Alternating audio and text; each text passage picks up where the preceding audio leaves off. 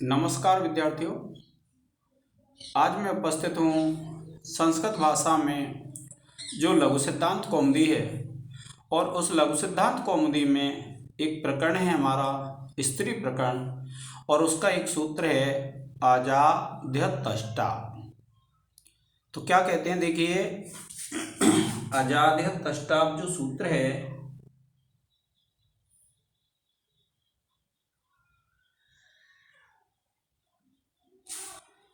ये आपको पता है। एक इससे पहले लेक्चर में मैंने एक स्त्रीयाम सूत्र पढ़ा था।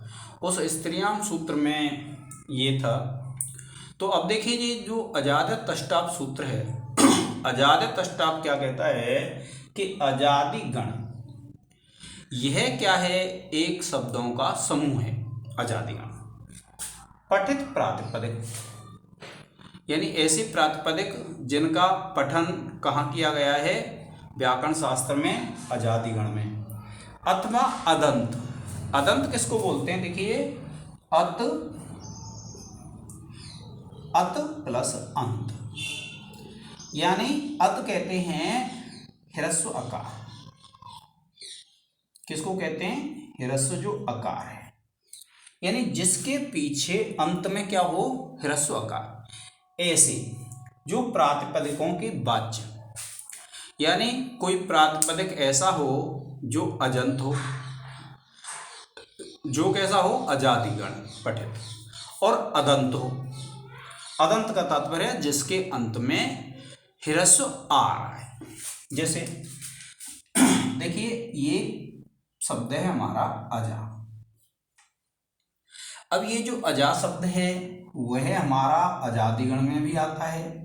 और अज माने क्या होता है, आप जानते हैं, वक्रा होता है, और इसके पीछे ह्रस्व आ भी है। तो इस शब्द में हमारी दोनों ही शर्तें पूरी हो जाएंगी। लेकिन इस सूत्र में हमारी एक शर्त भी अगर पूरी हो जाती है तो कोई भी दिक्कत नहीं है। तो इसने क्या कहा है कि अजादिगण पठित प्रातिपदिकों के अथवा अदंत, यानी या तो प्रातिपदिक ऐसा होना चाहिए जिसका पठन कहाँ किया गया है, अजादिगण में, या फिर ऐसा होना चाहिए जो जिसके अंत में अत हो अर्थात ह्रस्वकार हो। तो ऐसा अगर कोई प्रातिपदिक है तो उसको अगर हम स्त्रीत्व में कहेंगे तो हमको कौन सा प्रत्यय लगाना है उसमें, टाप। यानी जब उसको स्त्रीलिंग में प्रयुक्त करेंगे, उसको जब हम स्त्रीलिंग बनाएंगे तो कौन सा प्रत्यय आ जाएगा, हमारा टाप प्रत्यय आ जाएगा। अब देखिए जो अजादिगण है उसमें हमारे कौन से पद हैं, मैं आपको लिखा देता हूं क्योंकि ज़्यादातर लोग बताते नहीं हैं। तो देखिए ये जो अजादिगण है,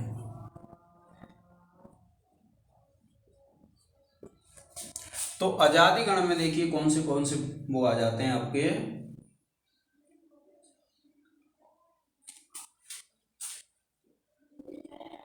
अजा, एड का, चट का, कोकिला,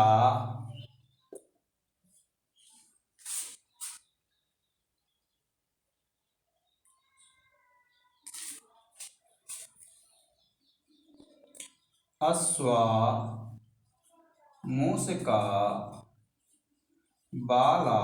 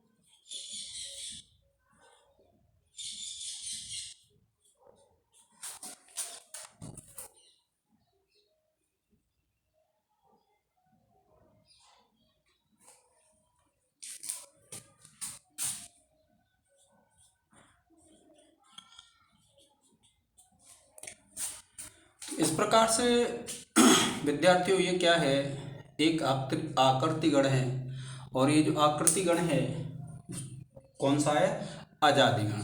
तो ये जो मैंने यहाँ पर शब्द लिखे हैं वो किस में आ जाते हैं, आजादी गण में। अब आपको एक बात भी ध्यान रखनी है कि ये जो टाप प्रत्यय है, ये जो टाप है इसमें पा और टा दोनों क्या है, अनुबंध है।